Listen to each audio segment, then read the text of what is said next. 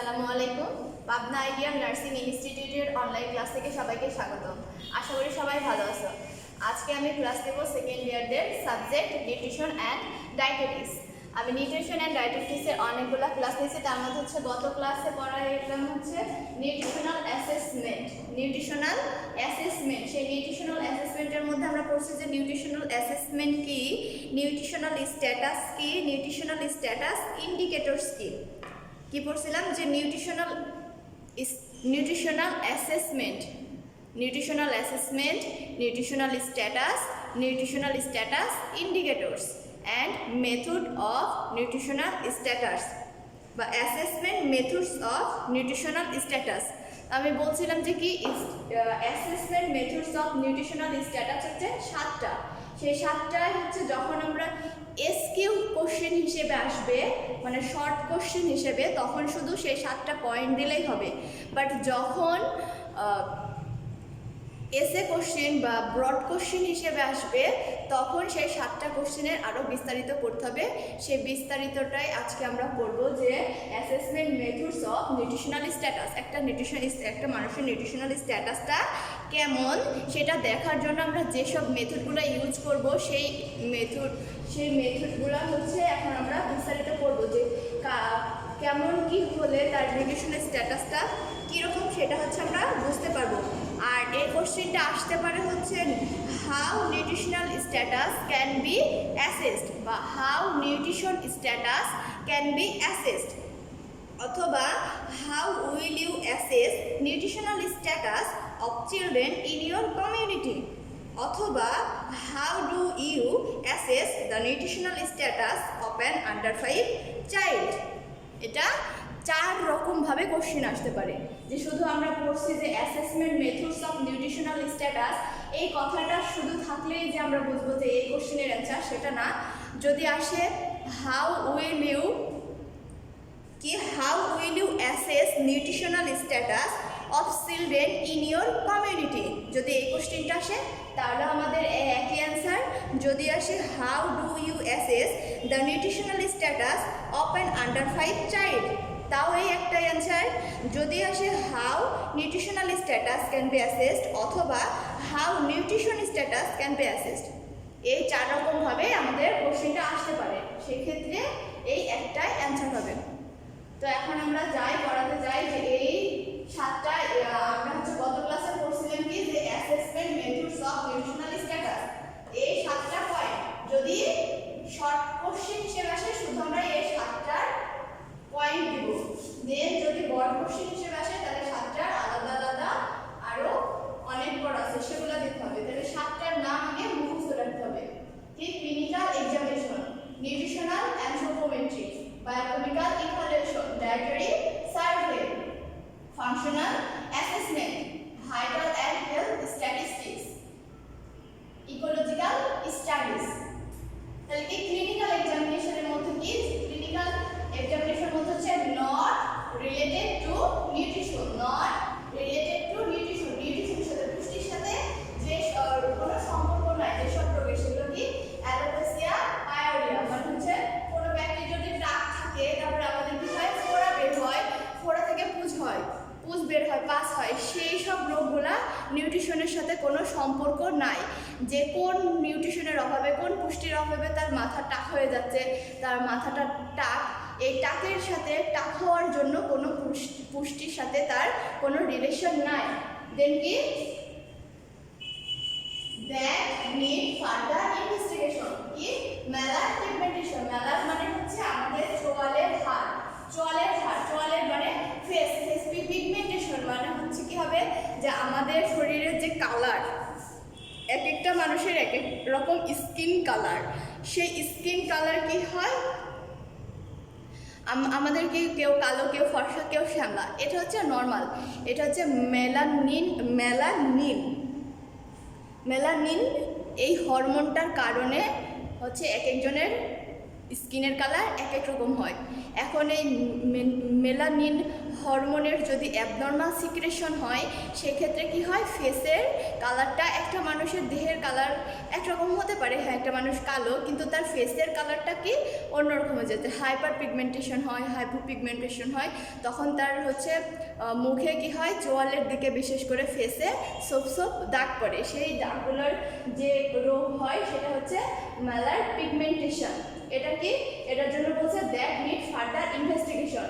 এটার জন্য আবার নতুন করে আবার ইনভেস্টিগেশন করতে হবে, যে দেখতে হবে যে আদৌ কি তার পুষ্টির জন্য এই সমস্যাটা নাকি তার সেই হরমোনের জন্য সমস্যা, এটা দেখার জন্য আমাদের আবার ইনভেস্টিগেশন করতে হবে। দেন কি নোজ টু বি ভ্যালু, এটা হচ্ছে কি করতে হবে, ভালো করে জানতে হবে যে আদার মানে নিউট্রিশনের জন্য সমস্যা নাকি এর আদার্স কোনো কমপ্লিকেশন আছে, আদার্স কোনো সমস্যার জন্য বা অন্য কোনো কজের জন্য ডিসফেক্টরের জন্য এই রোগগুলো হচ্ছে। Angular stomatitis or vitreous spores, কি অ্যাঙ্গুলার স্টোমাটাইটিস মানে অ্যাঙ্গুলার স্টোমাটাইটিসের জন্য কি হবে, যে ফাঙ্গাল ইনফেকশনের জন্য আমাদের কি হয়, যে আমাদের যে লিপ আছে ঠোঁটের হচ্ছে আউটসাইডের লেয়ারে কি হয়, যে হচ্ছে আউটসাইড লেয়ারে হচ্ছে কোথাও কোথাও কি হয় লাল লাল দাগ হয়, যে ঠোঁটের চারপাশে অথবা হচ্ছে কোণার দিকে, বিশেষ করে কোণার দিকে কি হয় লাল লাল দাগ হয়, ফুলে যায়, এরপর এটা হচ্ছে কি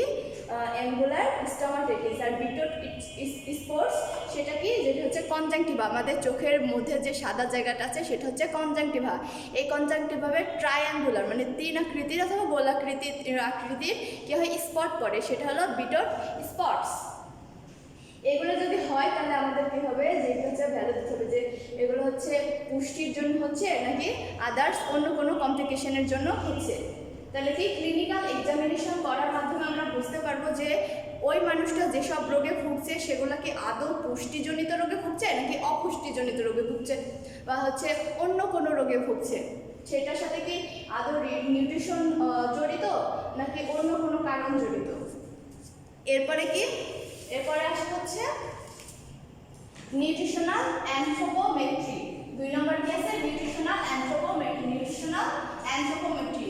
এখন হচ্ছে আমাদের আগে জানতে হবে যে নিউট্রিশনাল অ্যানথ্রোপোমেট্রি জিনিসটা কি। নিউট্রিশনাল অ্যানথ্রোপোমেট্রি হচ্ছে একটা মেজারমেন্ট, যেখানে হচ্ছে একটা বডির সাইজ, ওয়েট এবং হচ্ছে প্রপোর্শনটা মেজার করা হয়। সাইজ, ওয়েট অ্যান্ড প্রপোর্শন, যে একটা মানুষের উচ্চতা অনুযায়ী তার ওজন কত এবং তার হচ্ছে দেহের যে একটা আকৃতি থাকে সেটা কেমন এবং কি হয় সে অনুযায়ী তার হচ্ছে ব্যালেন্স করে চলতে জানে নাকি, তার মাসল কেমন, বডি ফ্যাট কেমন, তার হচ্ছে প্রোটিন রিজার্ভার কেমন, তার স্কিন কালার কেমন, তার হচ্ছে স্কিন ফোর কেমন, সেগুলা এইসব মেজারমেন্টগুলা যে পদ্ধতিতে করা হয় সেটা হচ্ছে অ্যানথ্রোপোমেট্রি। মানে অ্যানথ্রোপোমেট্রি হচ্ছে একটা মেজারমেন্ট যেখানে একটা বডির size, weight and proportion measure করা হয়। এখন এই মেজার করার মাধ্যমে আমরা হচ্ছে বুঝতে পারবো যে তার নিউট্রিশনাল স্ট্যাটাসটা কেমন। তাহলে নিউট্রিশনাল অ্যানথ্রোপোমেট্রিতে কি আছে, তিনটা ভাগে ভাগ করছে এরা। এটা হচ্ছে প্রথমে হচ্ছে হাইট অ্যান্ড ওয়েট। হাইটের সাথে ওয়েটের কি সম্পর্ক সেটা অনুযায়ী তিনটা ভাগে। Gomez classification, weight for age, বয়সের সাথে সাথে তার ওজনটা কেমন সেই ক্লাসিফিকেশন হচ্ছে গোমেজ ক্লাসিফিকেশন। গোমেজ নামের মানুষ এই ক্লাসিফিকেশনটা করছে, এই জন্য গোমেজ ক্লাসিফিকেশন নাম। ওয়েলকাম ক্লাসিফিকেশন, এটা হচ্ছে হাইট ফর এজ, এজের সাথে হাইটটা কেমন বা হাইটের সাথে এজটা কেমন, এজের সাথে হাইট কতটা হচ্ছে সেটার যে ক্লাসিফিকেশন সেটা হচ্ছে Wellcome classification. Then Waterlow classification, weight for height, এই হাইটের সাথে সাথে তার উচ্চতা কিরকম ভাবে বাড়া উচিত এবং কিরকম ভাবে বাড়ছে সেই ক্লাসিফিকেশনটা কি দেখার জন্য যেটা করা হয়েছে সেটা হচ্ছে ওয়াটার লস ক্লাসিফিকেশন। তাহলে weight for age, height for age, weight for height, এই তিনটা যে ক্লাসিফিকেশন সেটা হচ্ছে হাইট অ্যান্ড ওয়েট। এভাবে আমরা নিউট্রিশনাল অ্যানথ্রোপোমেট্রি ভাবে দেখতে পারি যে নিউট্রিশনাল স্ট্যাটাসটা কেমন। দেন আর্কাম সার্কামফারেন্স হচ্ছে বাহুর পরিধি, একটা মানুষের বাহুর পরিধি আমরা মেপে বুঝতে পারি যে তার নিউট্রিশনাল স্ট্যাটাসটা কেমন। দেন স্কিন ফোল্ড থিকনেস, একটা মানুষের হচ্ছে স্কিন ফোল্ড থিকনেস হচ্ছে মেজারমেন্ট করারও প্রসেস আছে। এই হাইট অ্যান্ড ওয়েট এবং arm circumference and skin fold thickness, এই তিনটা জিনিস মেজারমেন্ট করার মাধ্যমে আমরা যেটা করছি সেটা হচ্ছে নিউট্রিশনাল অ্যানথ্রোপোমেট্রি। এরপরে কি বায়োকেমিক্যাল ইভ্যালুয়েশন। এটা হচ্ছে টেস্ট, এটা হচ্ছে ল্যাবরেটরি টেস্ট অথবা বায়োকেমিক্যাল টেস্ট। ল্যাবরেটরি টেস্টগুলো কি হেমোগ্লোবিন স্টিমেশন, স্টুডেন্ট ইউরিন এক্সামিনেশন। আমরা হচ্ছে হেমোগ্লোবিন টেস্ট এবং স্টুলের যে এক্সামিনেশন আছে, ইউরিনের যেসব মলমূত্রের যেসব এক্সামিনেশন আছে সেগুলোর পরে আমরা হচ্ছে বুঝতে পারি যে তার নিউট্রিশনাল স্ট্যাটাসটা কেমন। সেই রক্তের এবং হচ্ছে হেমোগ্লোবিন এবং মলমূত্রের এক্সামিনেশন করার মাধ্যমে যে টেস্টগুলো হচ্ছে তাকে বলে ল্যাবরেটরি টেস্ট। দেন হচ্ছে বায়োকেমিক্যাল টেস্ট কি serum iron, serum folate and urinary iodine. এটা হচ্ছে পুষ্টি, আয়রন, ফলেট, আয়োডিন এইসব গুলা রক্তে হচ্ছে কেমন আছে, একটা মানুষের শরীরে কেমন আছে সেই সব পরীক্ষাগুলো করাকে বলে বায়োকেমিক্যাল টেস্ট। এখন এই টেস্টগুলার করার মাধ্যমেও বোঝা যাবে যে একজনের নিউট্রিশনাল স্ট্যাটাসটা কেমন। দেন কি ফাংশনাল অ্যাসেসমেন্ট। ফাংশনাল অ্যাসেসমেন্ট কি স্ট্রাকচারাল ইন্টিগ্রিটি, হর্স defence, haemostasis, reproduction, nerve function etcetera. এটা হচ্ছে একটা মানুষের বডি ফাংশনের মধ্যে কি structural integrity, fit for normality. একটা মানুষের হচ্ছে কোনো রোগ হতেই পারে, এখন রোগ হওয়ার ফলে সেই মানুষটা কি ফিট আছে যে তাকে হচ্ছে অপারেশন করা হবে, এখন অপারেশন করার জন্য সেই মানুষটা কি দৈহিকভাবে ফিট আছে কিনা সেটা দেখায়, সেই জিনিসটা হচ্ছে স্ট্রাকচারাল ইন্টিগ্রিটি। হর্স ডিফেন্স কি তাকে একটা মানুষকে রোগে আক্রান্ত করতে পারে, এখন সেই রোগ থেকে বাঁচার জন্য তার শরীরে যথেষ্ট ইমিউনিটি পাওয়ার আছে কিনা সেটা হচ্ছে হর্স ডিফেন্স। দেন হচ্ছে হেমোস্টেসিস কি arrest of bleeding, stoppage of bleeding, মানে হচ্ছে আমাদের যদি হাত পা কেটে যায়, কোথাও শরীরের কোথাও কেটে যাওয়ার ফলে কি হয় যে ব্লিডিং হয়, রক্তপাত হয়, সেই রক্তপাত হওয়ার ফল কিছুক্ষণ পর আবার হচ্ছে এমনিতে যদি কম কাটে তাহলে এমনিতে ব্লিডিংটা বন্ধ হয়ে যায়, কিন্তু যদি বেশি কাটে তাহলে হচ্ছে আমরা ফার্স্ট এইডের মাধ্যমে বন্ধ করি। এখন একটা মানুষের সে বন্ধ হওয়ার ক্ষমতা, একটা রক্তপাত হচ্ছে, রক্তপাত হওয়ার পরে যে বন্ধ হওয়ার ক্ষমতা কতক্ষণ পরে হচ্ছে সেটাই হচ্ছে হেমোস্টেসিস বা অ্যারেস্ট অফ ব্লিডিং বা স্টপেজ অফ ব্লিডিং। দেন হচ্ছে রিপ্রোডাকশন, একটা মানুষের রিপ্রোডাকশন করার ক্ষমতা কেমন।